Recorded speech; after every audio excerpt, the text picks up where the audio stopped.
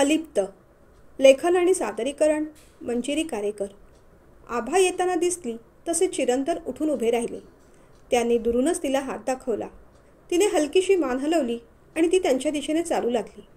8:30ची वेळ होती. हॉटेलमध्ये तुरळक गर्दी होती. चिरंतननी कोपऱ्याचं टेबल निवडलं होतं. एकदा ऑर्डर घेतल्यानंतर पुढचा अर्धा एक तास अजिबात डिस्टर्ब करू नकोस असं त्यांनी वेटरला अगोदरच बजावलं होतं. ते नेहमीचे कस्टमर असल्यामुळे त्यांना तसाही त्रास होणार नव्हता. बसा ना, तिची खुर्ची मागे घेत तो म्हणाला. ती बसली. वेटरने पाणी आणून दिलं. तुम्ही काय घेणार? तिने मानेनेच काही नको असं सांगितलं. तिचं भावविश्व आणि मनस्थिती चिरंतन समजू शकत होता. इतकं सोपं नसतं. दुसरं लग्न करणं इतकं सोपं नसतं. एक वेळ भांडून घटस्फोट झाला तर मनात निदान राग तरी असतो. आपण वेगळं होणार याची हळूहळू कल्पना आलेली असते.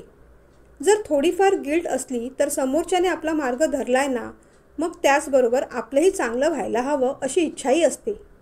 पण जगातून गेलेल्या पार्टनरबाबत तसं नसतं. त्याच्याबरोबर सुखाचे क्षण आपण जगलेलो असतो. वयाची 70वी गाठेपर्यंत आणखीन तसेच क्षण वाट्याला यावे अशी इच्छाही असते. पण अचानक असं काहीतरी होतं की तो आपल्यातून, आपल्या संसारातून निघून जातो, काहीही कल्पना न देता. माझ्यानंतर तू काय केलं पाहिजेस हे न सांगता. दोघांनी मिळून भविष्याची स्वप्न पाहिलेली असतात. ती सगळी विस्कटून तो निघून जातो. अगदी रिटायरमेंटनंतर आपण गावी घर बांधूया, तिथल्या अंगणात झोपाळा बांधून घेऊया, आराम खुर्चीवर बसून संध्याकाळचा चहा एन्जॉय करूया अशी स्वप्न रचलेली असताना तो निघून जातो. मुलाला शिक्षणासाठी परदेशात पाठवायचं किंवा मुलीला परदेशातलं स्थळ पाहायचं का अशा गप्पा झालेल्या असतात. एखादी परदेशवारी जमली नाही तर ठीक, निदान जम्मू काश्मीर किंवा हिमाचल प्रदेशला तरी जाऊन येऊयाच असे वादे देखील झालेले असतात. पुढच्या ॲनिव्हर्सरीला तुला मी मस्तपैकी हार्टवाला मंगळसूत्र घेऊन देईन असं त्याने प्रॉमिस केलेलं असतं आणि त्याआधीच हार्ट फेल होऊन तो अचानक तिच्या आयुष्यातलं सगळं मंगल घेऊन गेलेला असतो. बसल्या बसल्या तिने पर्समधला रुमाल काढून ठेवला. चहा पाणी आणि अगदी हवेपेक्षाही तिला त्या रुमालाची जास्त गरज भासणार होती याची तिला कल्पना आली होती. विहान गेल्यापासून त्या रुमालाचीच तर तिला साथ सोबत होती. नाहीतर बोलता बोलता तिच्या नकळत तिला फसवून डोळे अश्रू सांडत होते. चिरंतनच्या चेहऱ्याकडे न पाहता ती तशीच बसून राहिली. त्याने वेटरला 2 सँडविच आणि 2 कॉफी घेऊन ये असं सांगितलं. त्याच्यावर ती काही बोलली नाही. तत्परतेने वेटर ऑर्डर घेऊन आला. घ्या ना, प्लीज घ्या. हे पहा, हे घेतल्याशिवाय मी काहीही बोलायला सुरुवात करणार नाही आहे. मी सांगतो म्हणून घ्या. सँडविचची प्लेट तिच्याजवळ आणखीन सरकवत चिरंतन म्हणाला. निमूटपणे मग तिने सँडविचचा एक चौकोनी तुकडा उचलला आणि तोंडात घेतला. मग मात्र हात झटकत तिने कॉफीचा मग घट्ट धरून ठेवला. शब्दांची जुळवाजुळव करायची होती. हां, आता शांतपणे बोला. तुम्हाला माझ्याशी नेमकं काय बोलायचं होतं? चिरंतनने विचारलं. तिचा स्वर ओला झाला. डोळ्यात पाणी दाटून आलं. मला माफ करा, मला तुमच्याशी लग्न नाही करता यायचं. तुम्हाला वाटत असेल की ही बाई स्वतःला काय समजते, पहिल्यांदा नकार देते, मग होकार आणि आता पुन्हा नकार. पण मी हात जोडते, मला समजून घ्या.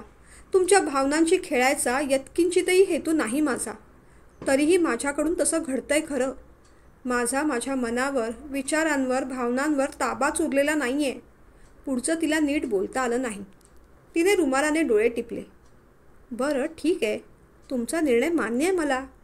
पण मला एक गोष्ट कळेल का की अचानक निर्णय का बदलला?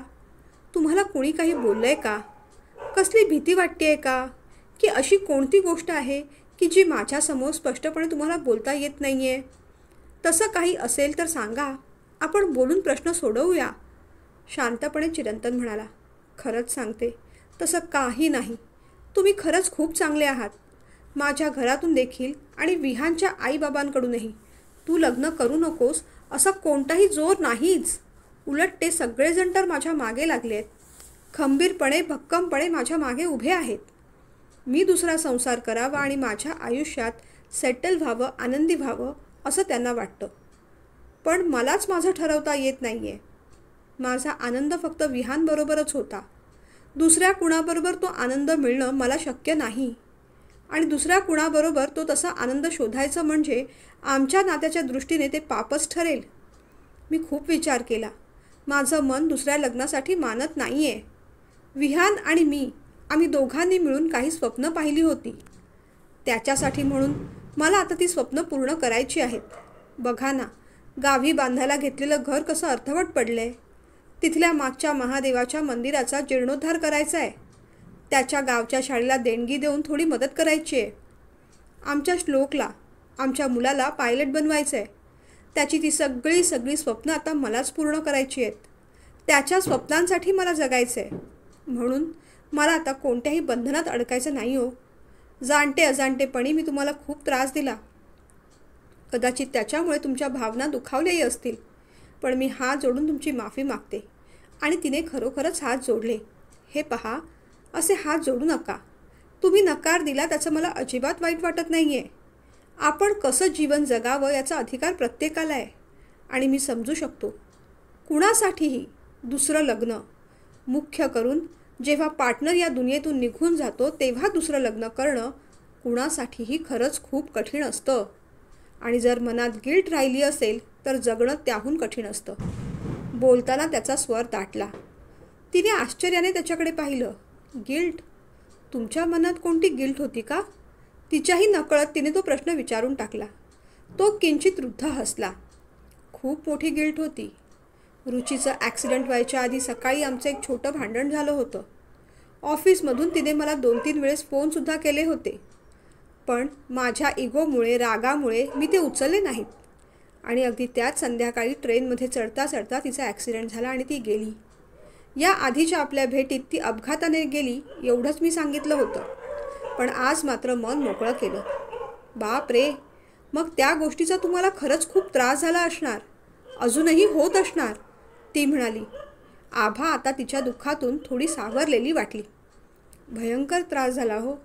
इतका त्रास की मी डिप्रेशनमध्ये गेलो. पण त्यावेळेस माझ्या मित्रांनी मला खूप मदत केली. डिप्रेशनमधून तर मी बाहेर आलो, पण आयुष्यात मूव्ह ऑन करता येत नव्हतं. माझी लहान मुलगी माझ्या बहिणीकडे होती. तिची जबाबदारी घेणं आता मला कठीण वाटत होतं. आपल्या मुलीची सर्वस्वी जबाबदारी आपली आहे हे समजत होतं, पण ती घेता येतही नव्हती. कारण जुन्या आठवणींमध्ये, त्या गिल्टमध्ये मी स्वतःला पूर्ण हरवून बसलो होतो. सारखी रुचीची आठवण यायची. डिप्रेशनमधून बाहेर पडलो तरी कधीतरी हे सगळं आपल्यामुळे झालं आहे का, असा विचार मनात यायचा. घडणाऱ्या गोष्टी घडत असतात, आपण त्याला कारण होऊन जातो. 6 महिने ट्रीटमेंट घेतल्यानंतर हळूहळू त्या गिल्टमधून मी बाहेर आलो.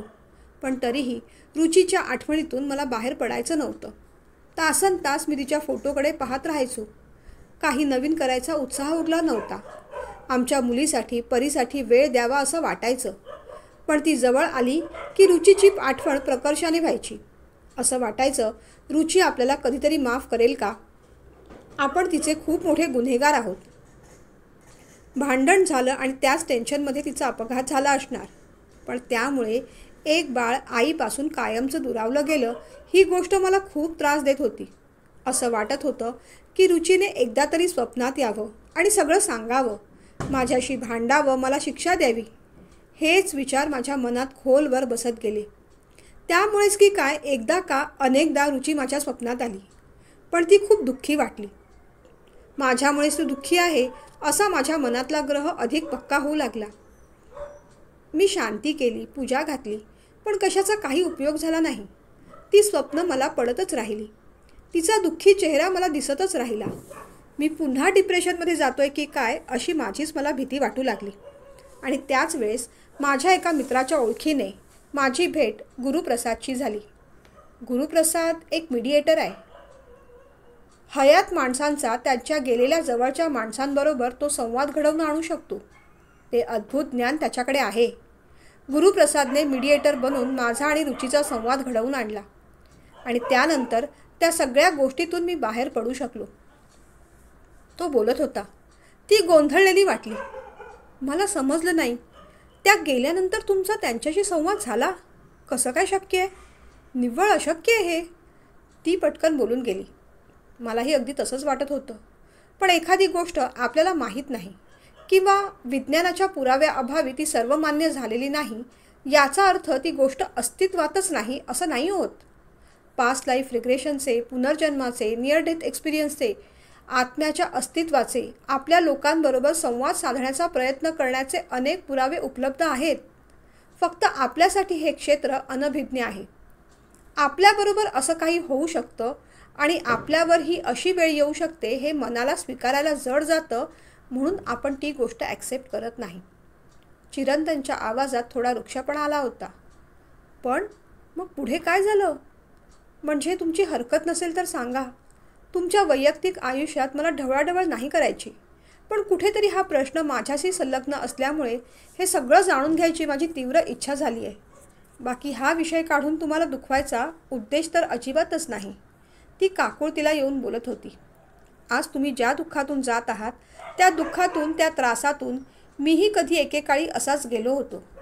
माझा अनुभव सांगितल्याने तुम्हाला स्पष्टता येणार आहे, मला माहिती आहे, आणि म्हणूनच मी सगळं खरं सांगणार आहे.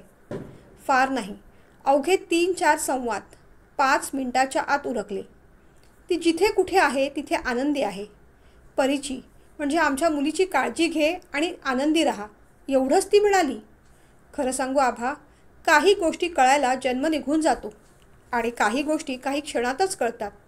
कितीतरी गोष्टी रुची मला समजावत राहिली. रागावर कंट्रोल कर, नाहीतर पश्चातापाची वेळ येईल. पण तिचं बोलणं मी सपशेल दुर्लक्ष करत राहिलो तेव्हा. पण तीच गोष्ट ती गेल्यानंतर मात्र मला तीव्रतेने जाणवली. मी एवढंच सांगू शकतो, ज्या घटना घडायच्या असतात त्या घडतातच, पण त्या घटना तुम्हाला खूप काही शिकवून जातात.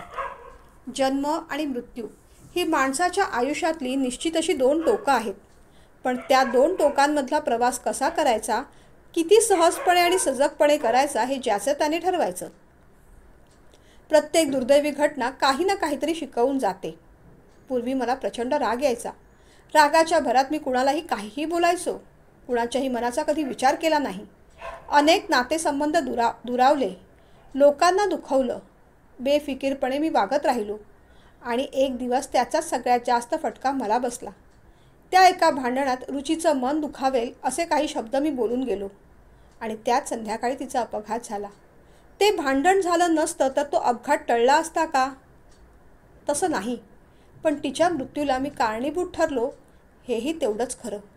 त्या विचारानेच मला खूप अपराधी वाटू लागलं. खूप त्रास झाला. असं वाटत होतं की या जन्मात या चुकीला तरी माफी नाही. मी खूप मोठा गुन्हा केलेला आहे. एक गोष्ट मला समजत होती की खरं तर तिचं आयुष्य तेवढंच होतं, पण तरीही त्या प्रकरणातून माझी निर्दोष सुटका मला करून घ्यायची नव्हती. म्हणूनच कदाचित मी झुरत राहिलो. पण त्याने परिस्थिती थोडीच बदलणार होती.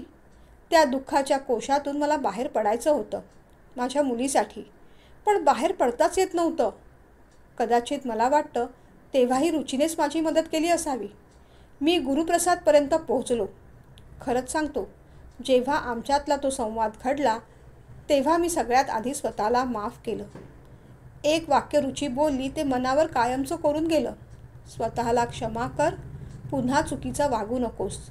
बस त्या क्षणापासून स्वतःला पुन्हा एक चान्स द्यायचं ठरवलं. जणू त्या क्षणापासून माझा पुनर्जन्म झाला. संपूर्ण आयुष्य बदललं. जे जरुरी आहे ते स्वीकारलं, जे नको आहे ते कायमचं टाकून दिलं. हळूहळू रागावर नियंत्रण मिळवत गेलो. मनन, चिंतन, वाचन, ध्यान, मौन या सगळ्यानेच एक वेगळीच आध्यात्मिक अनुभूती आली. मनाची शांती मिळाली. या आयुष्यात आपलं जे काही कर्तव्य आहे ते यथार्थपणे पार पाडायचं असं ठरवलं आणि मुलीला घरी घेऊन आलो. अजूनही म्हणाल तर आई बाबा म्हणून मी तिची निश्चितच काळजी घेऊ शकतो, पण प्रॅक्टिकली आई असणं आणि बाबांचं आई होऊन राहणं यात खूप अंतर असतं. आपल्याला ही आई असावी, तिने आपले लाड करावे असं त्या लहान जीवाला वाटणं स्वाभाविक आहे आणि म्हणूनच मी दुसऱ्या लग्नाचा विचार केला. याआधीसुद्धा मी काही मुलींना भेटलो आहे, पण तुमच्यात मला एक वेगळाच कनेक्ट जाणवला. आपला पुढचा प्रवास सुसह्य होईल, कदाचित सुखात आनंदात होईल आणि आयुष्याची पुढची वाटचाल योग्य रीतीने पार पाडेल अशी खात्री वाटली आणि म्हणून आनंदाने तुम्हाला होकार दिला. तुम्ही होकार दिला आणि आता नकार दिलाय म्हणून माझा तुमच्यावर कोणत्याही प्रकारचा राग नाही. कारण प्रत्येक महत्त्वाची घटना ही विधिलिखित असते. निदान एवढं तरी मला आता नक्कीच कळलंय. लग्न न करून जर तुम्ही शांत समाधानी राहणार असाल तर तेही ठीक, पण जर तसं नसेल तर योग्य वेळेस सगळ्या गोष्टी तुम्हाला सॉर्ट आऊट करून घेतल्याच पाहिजेत. एवढं बोलून चिरंतन थांबले. आभा गूढ विचारात गेली. मग मी काय करावं असं वाटतंय तुम्हाला? एखाद्या जवळच्या मित्राला विचारावं इतक्या सहजतेने तिने तो प्रश्न त्यांना विचारला. खरं सांगू, तुम्ही काय करावं हे सांगणं कठीण आहे. पण मी ज्या मार्गाने गेलो त्याने मला माझ्या प्रश्नांची उत्तरं मिळाली हे मी निश्चितपणे सांगू शकतो. तुम्हाला वाटत असेल तर गुरुप्रसादशी मी तुमची भेट घालून देऊ शकतो. वन्स अँड फॉर ऑल तुमच्या मनातले सगळे डाऊट संपवून टाका. कारण काही जखमा अशा असतात की जिच्यावर कधीच खपली धरत नाही. आयुष्यभर त्या वेदना तशाच ठुसठुसत राहतात. म्हणून वेळीच काही उपचार करणं जरुरी असतं, चिरंतन म्हणाले. आभाचं रडणं आता थांबलं होतं. काही मार्ग सापडले होते, काही गोष्टींचा स्वीकार झाला होता. ती विचारात गेली. अचानक तिने विचारलं, पण तुम्ही याल माझ्यासोबत? परवा जाऊया, होकारापलीकडचं उत्तर त्याने देऊन टाकलं. गुरुप्रसादशी त्याचं बोलणं झालं होतं. परवा संध्याकाळी भेटायचं ठरलं. दोघेही गाडीत बसले. दोघेही शांत होते.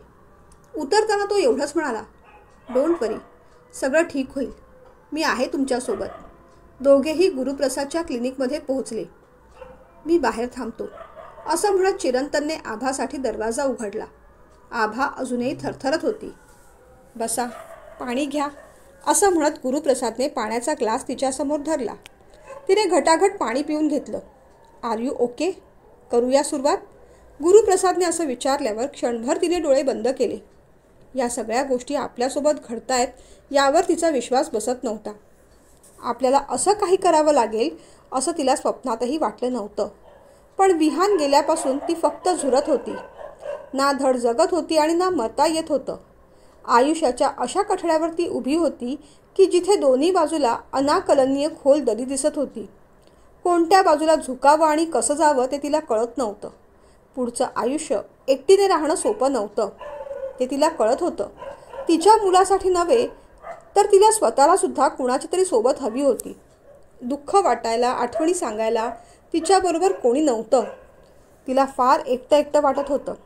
जेव्हा जेव्हा विहानची आठवण यायची तेव्हा तेव्हा ती अधिक व्याकुळ आणि कासावीस व्हायची.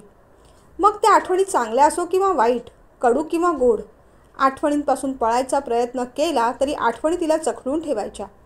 या सगळ्यातून तिला बाहेर पडायचं होतं. विहानची सगळी स्वप्न पूर्ण करायची होती. पण त्या सगळ्यासाठी अजूनही ती मनाने खंबीर झाली नव्हती.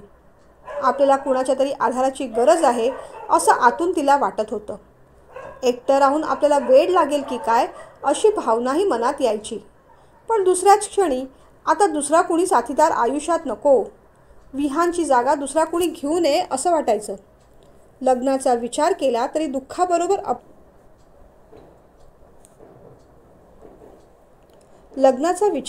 दुःखाबरोबर अपराधी वाटायचं. कुठेतरी विहानचा आत्मा आपल्याला पाहत असेल, त्याला काय वाटेल? एक क्षणभरही दूर न राहणारी माझी बायको मी गेल्या गेल्या तिने मला दुसऱ्या कोणासोबत तरी रिप्लेस करूनही टाकलं. हेच होतं का हिचं प्रेम? हाच होता का त्याग? ह्याच होत्या का कमिटमेंट? पण जाणाऱ्यापेक्षा मागे राहणाऱ्याचं दुःख नेहमीच मोठं असतं. विरहाचं, एकटेपणाचं दुःख. फोटो देताय ना त्यांचा? गुरुप्रसादाच्या आवाजाने ती भानावर आली. थरथरत्या हाताने तिने पर्स उघडली. विहानचा एक हसरा फोटो टेबलावर ठेवला. गुरुप्रसादने काही मशीन्स सेट केल्या. त्या खोलीत काळाकुट्ट अंधार होता. फक्त त्या मशीनमधून येणारा एक हलकासा आवाज आणि प्रकाशाचा एक किरण. बाकी भिंतीवर सावल्या पडतील एवढा अंधार. कसला तरी सुगंध येत होता, बहुतेक अगरबत्तीचा असावा. गुरुप्रसाद त्याच्या खुर्चीवर शांत बसला. त्याच्यासमोर आभा बसली होती आणि बाजूला एक खुर्ची ठेवली होती. ही खुर्ची कशासाठी? आत्मा इथे येऊन बसतो का? एक विचार तिच्या मनात आला. गुरुप्रसादने डोळे बंद केले होते. तो जसजसा काहीतरी मंत्र पुटपुटत होता तसतसा तो अधिक एकाग्र होत होता. क्षणभर तिला वाटलं की गुरुप्रसाद या इथल्या एकूण वातावरणापासून डिस्कनेक्ट झालेला आहे. पण काही वेळातच त्याने दोन्ही हात टेबलावर ठेवले आणि हलकेच डोळे उघडले. आभाकडे पाहून त्याने अंगठा दाखवला. आभाचे डोळे विस्फारले गेले. म्हणजे विहानचा आत्मा आला होता तर? विहान, विहान. गुरुप्रसादचा आवाज चारी दिशांना घुमत होता.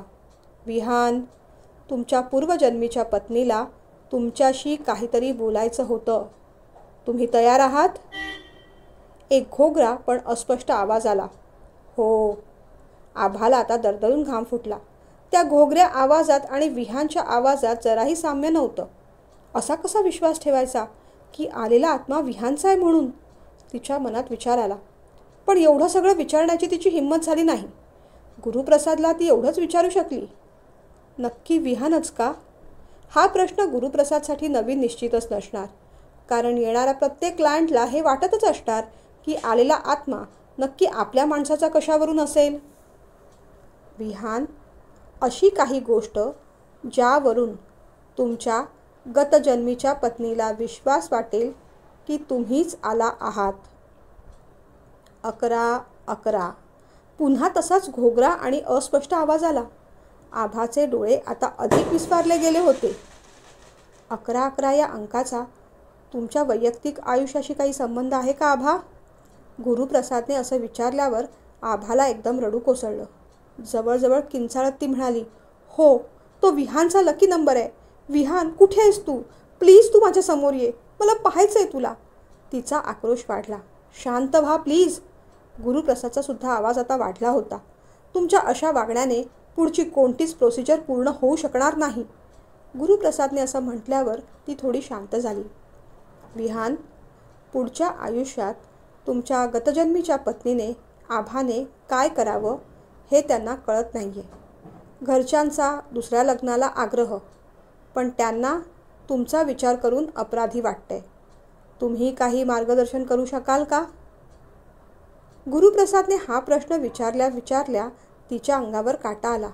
आपल्या नवऱ्याला दुसरा कोणी हा प्रश्न विचारावा की तुझ्या बायकोला दुसरं लग्न करायचं आहे, त्याबद्दल तुला काय वाटतं?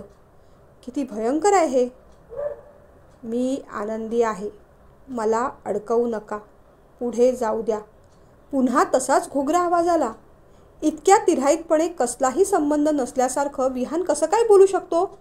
त्याला राग आलाय का माझा? आभा या विचाराने अधिक बेचैन झाली. बरं, एक शेवटचा प्रश्न. त्यांनी दुसरं लग्न केलं तर तुमची काही हरकत? नाही. मला मोकळं करा. सगळ्यांनी आनंदी राहा. तोच घोगरा आवाज पुन्हा ऐकायला आला. ठीक आहे, ठीक आहे. तुम्ही जाऊ शकता. गुरुप्रसादने पुन्हा काहीतरी मंत्रोच्चार केले आणि त्या वातावरणात आलेला जडपणा कमी वाटू लागला. गुरुप्रसादने मग ते मशीन बंद केलं. त्याच्या जवळचा लाईट लावला. खुर्चीवर ठेवलेल्या नॅपकिनने त्याने आधी चेहऱ्यावरचा घाम पुसून घेतला आणि मग बाटलीमधलं पाणी घटाघट पिऊन घेतलं.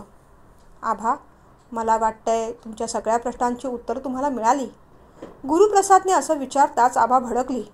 माझ्या कोणत्याही प्रश्नाचं उत्तर मला समाधानकारक मिळालेलं नाही आहे गुरुप्रसाद. 2-4 शब्दात माझ्या आयुष्याचं गणित कसं मांडू मी? असं म्हणून ती रडू लागली. शांत व्हा आभा. तुमच्यासाठी हा पहिला अनुभव असला तरी या सगळ्या गोष्टी माझ्यासाठी नवीन नाहीत. अशा अनेक आत्म्यांबरोबर मी रोज बोलत असतो.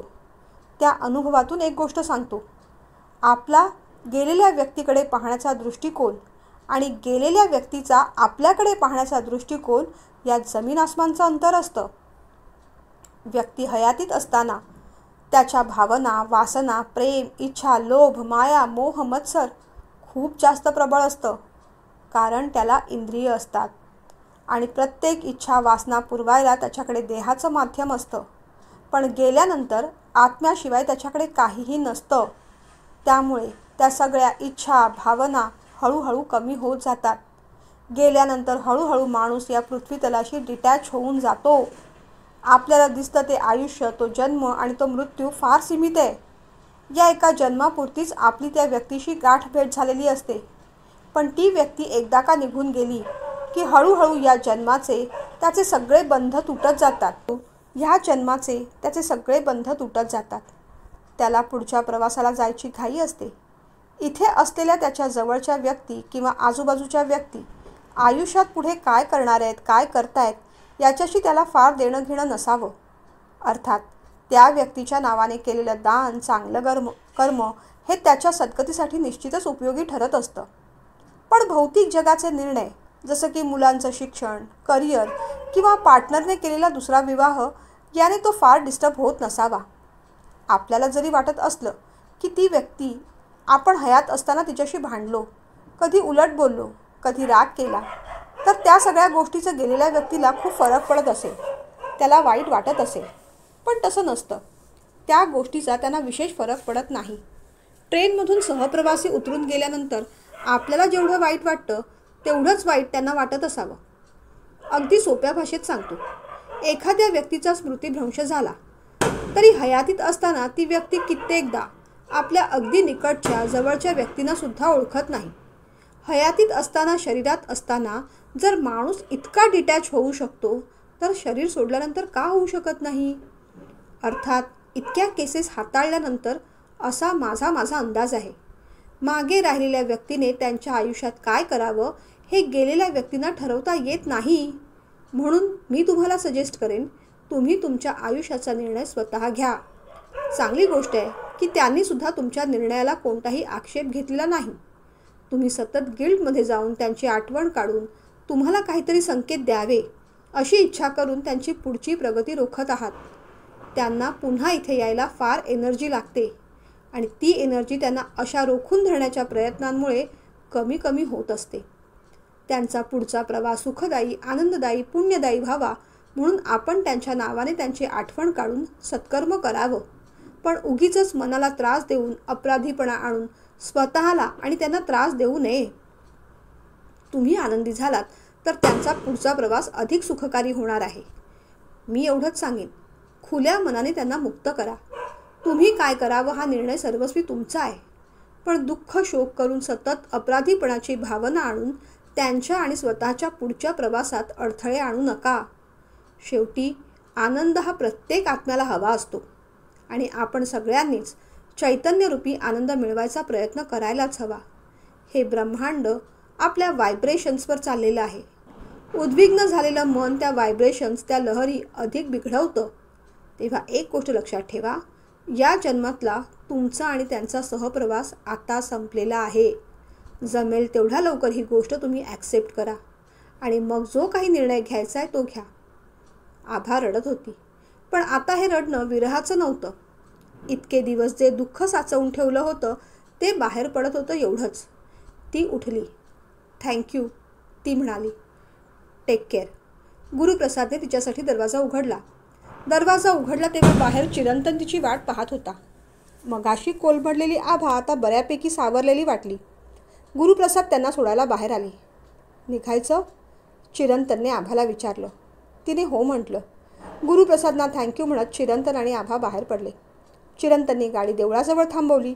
दोघांनीही दर्शन घेतलं आणि घडीभर विसाव्यासाठी बाहेरच्या बाजूला पायरीवर बसले. प्रश्नांची उत्तरं मिळाली की प्रश्न वाढले? चिरंतनने विचारलं. माहीत नाही, पण एक गोष्ट निश्चित समजली. आपल्या प्रश्नांची उत्तरं आपल्याकडेच असतात. निर्णय घेताना आपण त्याला स्वार्थ, चिंता, गिल्ट अशा आवरणात बांधून ठेवतो. म्हणून मग तो निर्णय घेता येत नाही आपल्याला. आयुष्य जगताना आपण फार अटॅच होऊन जातो नाही? भावना, मग आणखीन तीव्र भावना आणि मग त्याच्याही पुढे अतितीव्र भावना यात गुंतत जातो. आपण जन्म का घेतलेला आहे मुळात? जीवनाचं नेमकं ध्येय काय आहे हे शोधायचं राहून जातं. जीवनाच्या या आगगाडीचे आपण फक्त प्रवासी आहोत. जन्म, मृत्यू, पुनर्जन्म ही त्यावरची स्टेशन्स. या स्टेशनवर ज्याची त्याची वेळ आली की ज्याला त्याला निश्चितपणे उतरावंच लागतं आणि नेमकं आपण हेच विसरून जातो. ही ट्रेन जणू आपलीच आहे. आपणच या ट्रेनचे मालक आहोत अशा आविर्भावात आपण जेव्हा प्रवास करतो तेव्हा आजूबाजूची व्यक्ती, वस्तू, वस्तुस्थिती याचा मालकी हक्क आपल्याकडेच आहे असं वाटून आपण वागायला लागतो. त्यानेच मग अतिरिक्त अटॅचमेंट वाढते आपल्या आवडणाऱ्या वस्तूसोबत, वस्तुस्थितीसोबत किंवा व्यक्तीसोबत. आणि मग प्रवासाबरोबर ध्येयाचाही विसर पडतो. फक्त वस्तू, व्यक्ती, वस्तुस्थिती यामध्येच आपण अडकून पडतो. आपण अतिलिप्त होऊन जातो. खरंच सांगते चिरंतन, आज या क्षणी समजतंय आपण फक्त प्रवासी आहोत. तेव्हा ट्रेनबरोबर, स्टेशनबरोबर किंवा अगदी सहप्रवाशांबरोबर योग्य वेळेस डिटॅच होता आलं पाहिजे. अगदी वेळोवेळी डिटॅच होता आलं पाहिजे. जे सुटणारच आहे ते हळूहळू का होईना स्वतःहूनच सोडता आलं पाहिजे. सहप्रवासाच्या सुखाबरोबर सहप्रवासाचा आनंद घेऊन आपणही थांबलं पाहिजे.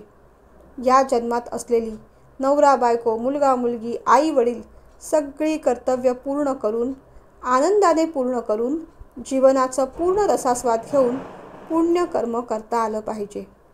उद्विग्न झालेलं माझं मन आता बऱ्यापैकी शांत झालंय. मनात कोणतीही चिंता नाही, भीती नाही.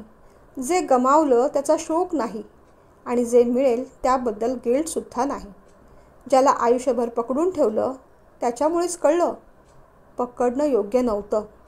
ते पकडून ठेवणं फक्त जखडून ठेवणं होतं. जाणाऱ्याला मोकळं करता आलं पाहिजे.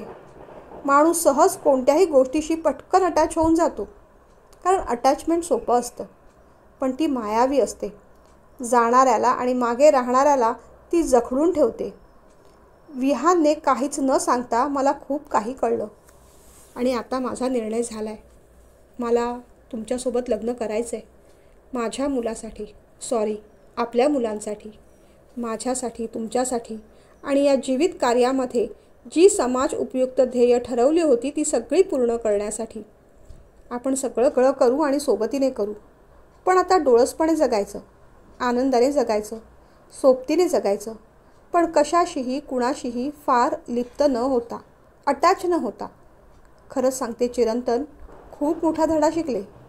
डिटॅच होता आलं पाहिजे हो. वेळेवरच डिटॅच होता आलं पाहिजे. पाण्याने तिचे डोळे डबडबले. त्याने हलकेच तिच्या खांद्यावर हात ठेवला. समदुःखातून सम आनंदाकडे जाण्याचा त्यांचा प्रवास सुरू झाला होता. आनंदाची आणि खऱ्या ज्ञानाची छोटी पणती मिणमिणत होती. दीपावलीचा पाडवा होता. ज्ञानपूर्वक आनंदाची, उन्नत सहवासाची, पण अलिप्ततेची विलक्षण भेट त्यांनी एकमेकांना आज दिली होती.